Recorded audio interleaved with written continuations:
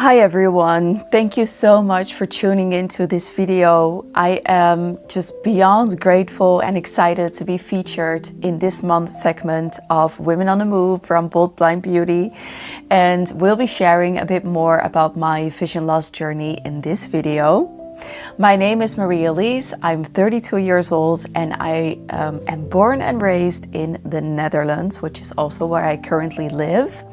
I was diagnosed with Stargardt's disease, which is a subtype of juvenile macular degeneration, the genetic form of macular degeneration, when I was about 16 years old.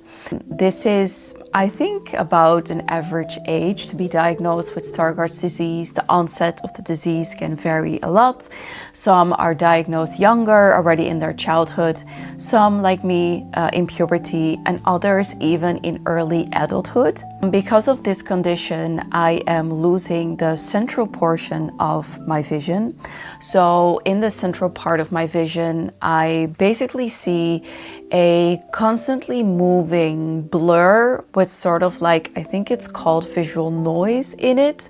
This kind of blur in the middle can get gray or black in the future, but I do not know when or how fast that is going to happen. For me, my sight loss was quite rapid in the beginning. I think that I already started losing vision when I was maybe around 12 or 13. I just didn't notice it. It's because when I was diagnosed, I saw about 50% in my left eye and 30% in my right eye, even though probably many of you with visual impairment will know that it is very difficult to sort of express what you see in percentages, because my vision really varies depending on the lighting conditions, on how much color contrast there is, etc., etc. Now I see between 10 to 15%, more or less, again depending on the day. But I've had the luck that for at least the past couple of years, my vision has been relatively stable. So right now I find myself in a phase where it's stagnated. My current vision allows me to navigate the streets without a white cane, as I still have enough functional vision left. But I do use an ID cane or symbol cane, especially when I'm traveling, to communicate to those around me that I have a visual impairment. In the beginning, when I first got diagnosed, of course I was still quite young. I think that my brain took, as I like to call it, the dirtiest yet quickest escape route. For me, that was flight. I think that I suppressed my emotions concerning my visual condition for many years. I think that subconsciously I was deeply anxious and truly afraid of what was going to happen to me in the future.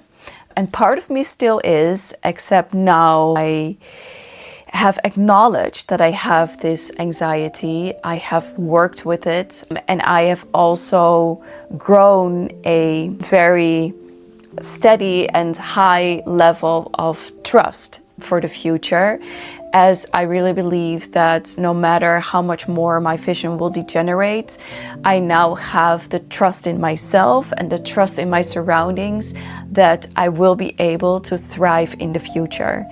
And this doesn't mean that the anxiety has gone away completely, but it just means that it is something that I can control and no longer overtakes my life. Because unfortunately, when I was about 24 years old, having suppressed emotions for so many years, I suffered an anxiety disorder, was in a really bad place for the second half of my 20s. And I think this was my body's way of saying like, hey, you know, I think that you've been suppressing a lot of emotions concerning your insecure future, and it's time to, well, kind of look at it in the mirror. And that's what I did. And here I am in a place of more trust and love towards myself. So that was also really important for me to share with you in this video. I think part of where the trust comes from is also that I now have my own platform. I am a very passionate traveler. I have always been since I was a young child. I watched a lot of Steve Irwin, and I loved Planet Earth and listening to David Attenborough and all the nature documentaries. I've always been crazy about exploring. But of course, when you get told that you're losing a very important part of your vision, I think there was also a part of me that was really afraid that I could no longer do something that I was so passionate about.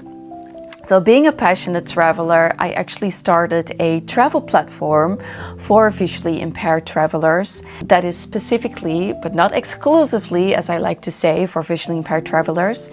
And I share stories there about everything that I experience on my travels non-visually.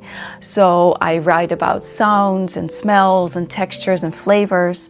And I also report about accessibility insights from the destinations that I visit, as unfortunately, accessibility still varies from destination to destination. So I just hope that this is a very inclusive travel media source for all of you watching that also like traveling like me, but are not really sure where to find the right information. With this platform, of course, I hope to motivate visually impaired travelers to keep on exploring. I hope to push for a more inclusive travel industry, but I also really hope that it will just inspire people, regardless of visual ability, to consciously connect to their senses and to just be with their environment in a richer way, as many of us depend so much on our vision that I think we forget just how powerful our smell is and how powerful our ears are, etc., etc.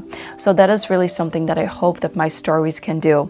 Another part of, I think, where my newly developed self-trust comes from is that I have really learned that my visual disability is just a tiny part of who I am.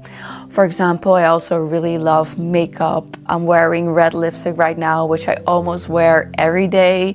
I really love animals. I'm crazy about dogs. I've had 2 already in my life, and hopefully next year I'll get my 3rd dog. I love horse riding. I just love the feeling of being in the saddle, you know, as competent horse riding is very much about becoming in sync with the movement and the feeling with the horse. I love teaching. Aside from writing and creating for my platform, I also earn my money as a teacher. I am a private tutor for children. So I'm very passionate about educating people, which is something that I do on my platform too, of course. I love baking. I love the feeling of kneading dough. I'm a very already smell and touch oriented person, partly due to my visual disability, of course, but just also because I find that really relaxing. What I also would like to add is that I am very passionate about South American culture. I have lived in both Spain and Argentina, so también hablo español. I love the warmth of the people there. I love their passion for dance and food. It's quite different from the country where I'm from, which is in the north of Europe. So it's a continent that I love traveling to, also because I feel more safe traveling to countries where I can speak the local language, so that if I need any help, well, that I can ask help from the locals in their language. So if you have any questions for me, of course, feel free to drop them in the comments. You can also send me a DM via my Instagram @beyondmyblur. You can write me an email, which is beyondmyblur@gmail.com. And of course, you can visit my travel website and maybe sign up for the newsletter so you can stay tuned for updates, which is www.beyondmyblur.com. And then I want to thank you for watching, and I want to wish you a great rest of your day.